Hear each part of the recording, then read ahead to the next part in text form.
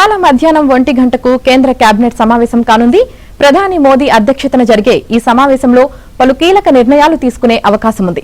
పశ్చిమాసియాలో యుద్ధ పరిస్థితులు, భారత్లో ప్రభావంపై చర్చించనున్నట్లు తెలుస్తోంది. గ్యాస్, పెట్రోల్, డిజిటల్ వంటి అంశాలపై కేంద్ర కేబినెట్ సమావేశంలో చర్చించనున్నారు.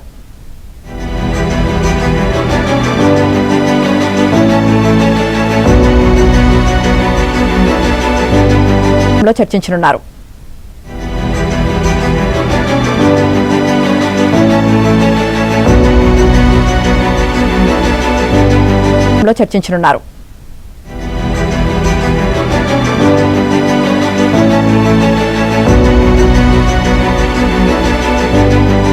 చర్చించనున్నారు.